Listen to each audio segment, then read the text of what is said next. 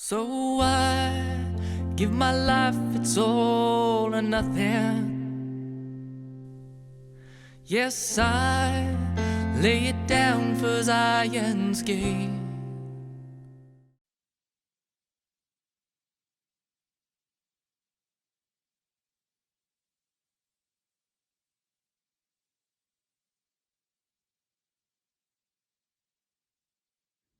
Ulysses S. Grant, quien fue el jefe de las fuerzas de la Unión durante la Guerra Civil norteamericana y que luego fue el presidente de los Estados Unidos, recibió un apodo durante su carrera militar por sus iniciales US en inglés, Unconditional Surrender, rendición incondicional, porque cuando vencía al enemigo, él no permitía una paz negociada que implicara acceder a ciertas condiciones. Y así tenemos este concepto de lo que es incondicional y que en el acróstico TULIP es la U para elección incondicional en inglés. Ese es otro de esos términos que considero que puede ser un poco confuso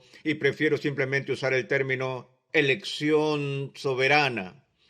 Pero esto desbarataría las siglas TULIP en inglés y no solo sería RULIP, sino que ahora sería RULSUP, y eso no rima en inglés. ¿De qué estamos hablando cuando utilizamos el término elección incondicional? Esto no quiere decir que Dios va a salvar a la gente sin importar que vengan o no vengan a la fe. Hay condiciones que Dios decreta para la salvación, siendo una de ellas poner nuestra confianza personal en Cristo. Pero esa es una condición para la justificación. Y la doctrina de la elección es otra cosa, está relacionada a la doctrina de la justificación, pero cuando hablamos de la elección incondicional, estamos hablando en un margen muy estrecho de la doctrina de la elección misma. La pregunta a este punto se convierte entonces en ¿sobre qué base Dios escoge o eh, elige salvar a ciertas personas? ¿Es en base a alguna reacción prevista, respuesta o actividad de los elegidos? Es decir, muchas personas que tienen una doctrina de la elección o predestinación lo ven de esta manera, que desde toda la eternidad Dios nos mira a través de todos los tiempos y sabe de antemano quién va a decir sí a la oferta del Evangelio y quién va a decir que no. Y en base a este conocimiento previo, aquellos quienes Él sabe que cumplirán con la condición para la salvación, es decir, de expresar la fe o creer en Cristo, sabiendo que hay quienes cumplirán con esa condición, es en base a eso que luego los elige para salvarlos. Así que elección condicional significa que la gracia electiva de Dios es distribuida por Dios en base a alguna condición previa que los seres humanos ejercen por sí mismos. Mientras que en la idea reformada se llama elección incondicional, es decir, que no hay una acción previa o condición cumplida por nosotros que induzca a Dios para decidirse a salvarnos, sino que la elección se basa en la decisión soberana de Dios para salvar a quien Él se complace en salvar. Ahora, nos dirigimos a la carta de Pablo a los Romanos en el capítulo 9, donde encontramos una discusión de este difícil concepto. En Romanos 9, a partir del verso 10, leemos esto.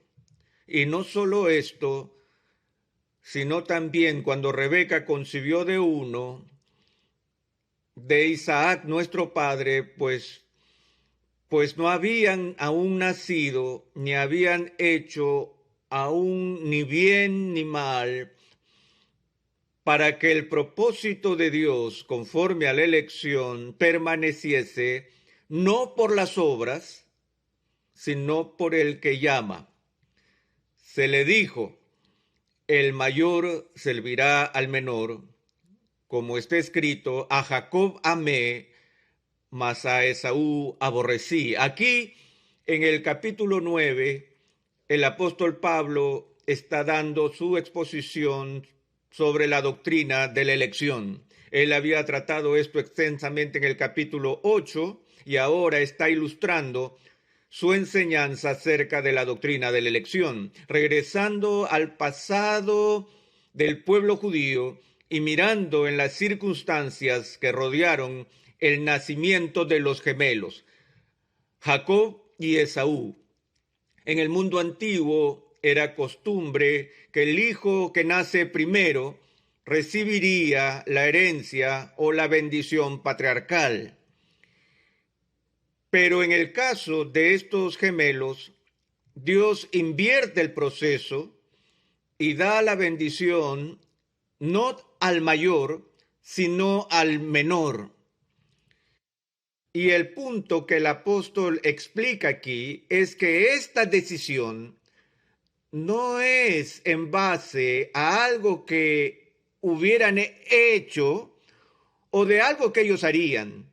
El punto es que la decisión no solo se hace antes de su nacimiento, lo que es evidentemente obvio, sino que lo que Pablo detalla aquí no es en base a lo que hagan bien o mal, sino que Pablo usa esta ilustración para mostrar que los propósitos de Dios prevalecen. De modo que esto no depende de nosotros, sino que solo se basa en la decisión soberana de la gracia de Dios. Ahora, en el versículo 14, leemos estas palabras. ¿Qué pues diremos? ¿Que hay injusticia en Dios? En ninguna manera. Y otras traducciones dicen, Dios no lo quiera. Y otras, por supuesto que no. Ahora, me parece fascinante que Pablo plantea esta pregunta retórica inmediatamente después de exponer su metáfora del nacimiento de Jacob y Esaú y la preferencia de Dios por uno antes que el otro sin considerar sus obras. Recuerdo que cuando estudiaba en el seminario que luchaba profundamente con la doctrina de la elección, como la mayoría de los estudiantes lo hacen. Simplemente había algo que no me encajaba del todo. No sonaba bien pensar que Dios dispensa su gracia salvífica a unos y que a otros no, y que la razón para otorgar salvación a unos y no a otros no depende de nosotros, sino solo en la determinante gracia de Dios. Eso me molestaba, porque mi respuesta inicial era que eso no me parecía justo. Pensé, ¿cómo puede ser justo que Dios escoja salvar unos y no a otros? Luego entendí que nadie merecía la salvación en primer lugar. Y sé que si Dios dejase que todo el género humano pereciera, Él sería perfectamente justo al hacerlo. También comprendí entonces que la única forma en que alguna vez podía ser salvo era de alguna manera por la gracia de Dios. Pero ciertamente no creía que esto descansara en gran medida en la gracia de Dios. Y pensé, ¿por qué Dios daría su gracia a algunas personas en una medida mayor a la que la daría a otras? Simplemente a mí no me parecía justo. Y mientras luchaba con esto y leía a Edwards y a otros teólogos de la Reforma, todavía no estaba muy convencido y vi una pequeña tarjeta que tenía en mi escritorio del seminario que decía, tú estás obligado a creer y predicar lo que la Biblia dice que es verdad, no lo que tú quieres que ella diga que es verdad. Y eso puso algunas reservas en mí porque había leído este pasaje de mil maneras y sabía que había gente que decía, Pablo no está hablando realmente de la elección de individuos aquí, él está hablando de los beneficios de la salvación que eran dados a los judíos en vez de a los árabes y se refiere a naciones que son elegidas, no individuos. Eso no me convenció ni por 5 minutos porque incluso si estuviera hablando de naciones, él lo ilustra con los individuos que están a la cabeza de esa nación. Así que no importa cómo lo mires, todavía estás aquí luchando con el hecho de que una persona recibe bendición de Dios y otra persona no. Y eso está basado en última instancia en la voluntad de Dios mismo y aún así no parece correcto. Ahora bien, he escrito muchos libros y he enseñado varias clases y sé que cuando establezco un enunciado, que lo he usado con bastante frecuencia, suficiente como para tener la práctica necesaria para casi anticipar, quizá no casi, sino que anticipar por completo a las objeciones o las preguntas que la gente inmediatamente va a hacer a un determinado enunciado. A estas alturas, uno de los pocos puntos con lo que me identifico con el apóstol Pablo como maestro está aquí, porque cuando él exponía esta doctrina, él anticipaba una respuesta o una pregunta. Tan pronto él habla de la gracia soberana que fue dada a Jacob por encima de Esaú, él se detiene y dice, ¿qué diremos? ¿Hay injusticia en Dios? Ahora bien, una de las cosas que me persuadieron a creer que los reformadores tenían razón con respecto a la elección fue contemplar esa pregunta. Porque yo pensaba así, pensé que si Pablo trataba de enseñar un punto de vista semipelagiano o arminiano de la elección, por el cual, a fin de cuentas, la elección de una persona se basaba en que esa persona cumpla algún tipo de condición, para que a las finales dependa de uno y de lo que uno haya hecho, y esta persona no lo haya hecho, ¿quién formularía objeción alguna acerca de lo que es ser injusto? ¿Quién podría formular una objeción sobre ese ser que implique una injusticia en Dios? Eso pareciera ser claramente justo. Y estoy seguro que las personas que enseñan arminianismo o semipelagianismo y formulan sus puntos de vista en este tema, tienen algunas preguntas que surgen cada vez que ellos tienen que responder y tienen que contestar tal como todos los demás. Pero me pregunto, ¿con qué frecuencia protestan contra sus enseñanzas diciendo, eso no es justo? Dudo que lo hayan oído alguna vez. O esperen un minuto, ¿esto significa que Dios es injusto? Pero el apóstol se anticipa a esa respuesta. ¿Y cuál es la enseñanza que genera esa respuesta? Es la enseñanza de que la elección es incondicional. Es cuando enseñas que la elección recae en última instancia solo en la voluntad soberana de Dios y no en los hechos o acciones de los seres humanos en quienes surge la protesta.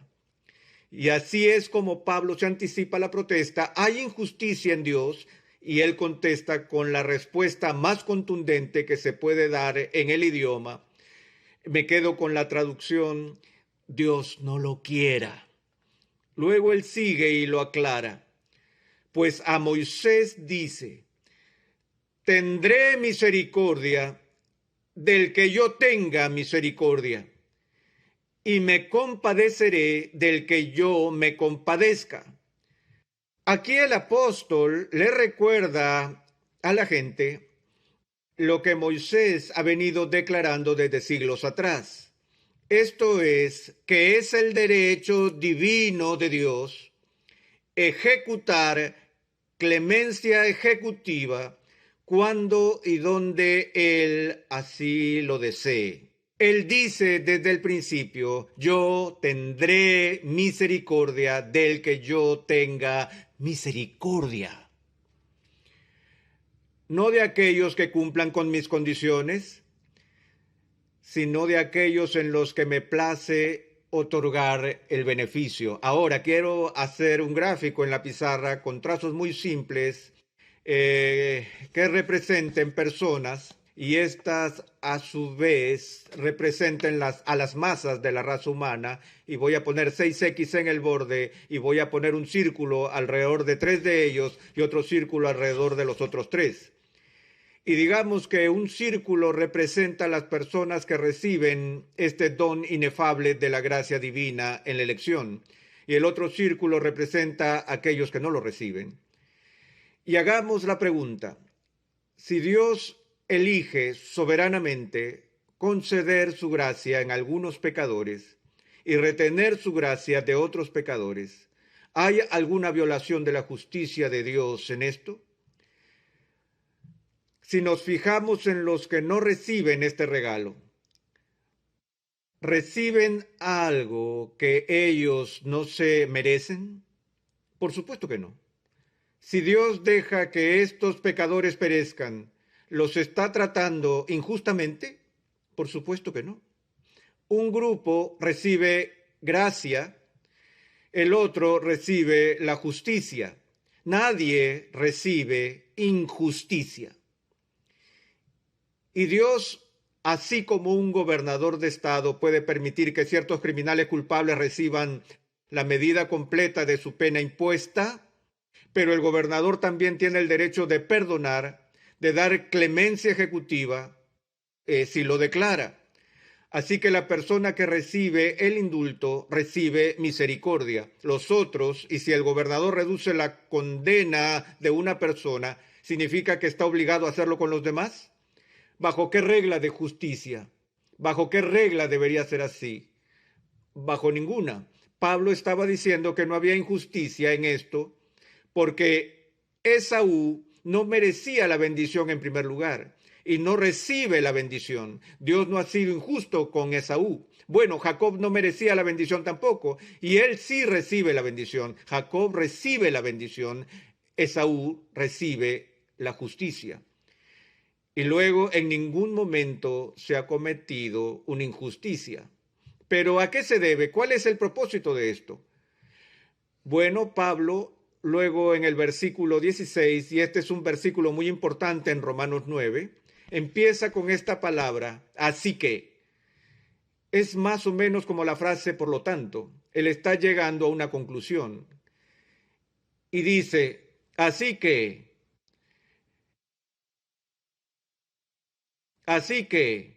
no depende del que quiere, ni del que corre, sino de Dios que tiene misericordia. Porque la Escritura dice a Faraón, para esto mismo te he levantado, para mostrar en ti mi poder y para que mi nombre sea anunciado en toda la tierra, de manera que de quien quiere tiene misericordia y al que quiere endurecer, endurece. Ahora usted podría pensar que cuando Pablo habla tan enfática y claramente como lo hace aquí, cuando declara que no depende de quien quiere, ni del que corre, se podría pensar que eso finaliza todos los debates y todas las discusiones y todas las teorías y todas las doctrinas que al final del camino hacen que la elección sea condicional a aquel que quiere. Pero Pablo aniquila la voluntad humana como base para la elección soberana de Dios.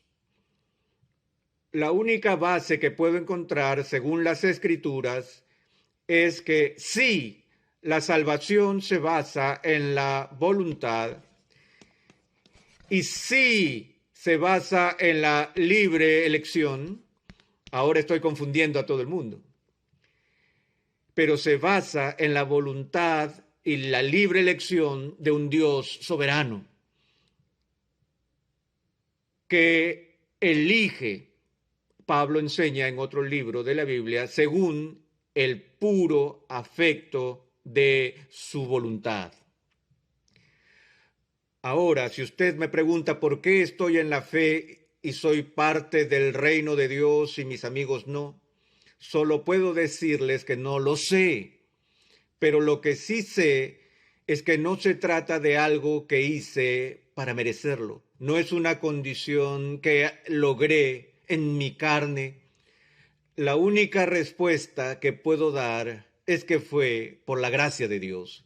Y me pueden preguntar por qué me da esa gracia a mí y no a otra persona. Y si empiezo a dar una respuesta que sugiera que fue porque Dios percibió algo bueno en mí, entonces ya no estaría hablando de gracia. Estaría hablando de alguna cosa buena que hice y que fue la base para que Dios me eligiera. Pero yo no tengo nada como eso para ofrecer. Si hay algo que la Biblia enseña una y otra vez, es que la salvación es del Señor. Y esto sí está en el corazón de la teología reformada. No porque estemos interesados en asuntos abstractos de la predestinación soberana y que solo disfrutamos del placer intelectual que la especulación sobre esta doctrina produce, sino más bien el punto central en esta teología, como lo fue en la T de la depravación total, volviendo a Agustín, es en la gracia, la que afirma que se quite todo mérito de mí, toda dependencia de mi justicia para mi salvación, y pone el foco en donde pertenece, en la misericordia inefable y la gracia de Dios, quien tiene el derecho eterno y soberano a tener misericordia de quien tenga misericordia. Por lo que no es del que quiere, sino de la voluntad divina, no del que corre, sino de Dios. Allí es donde se encuentra el peso en la doctrina reformada de la elección.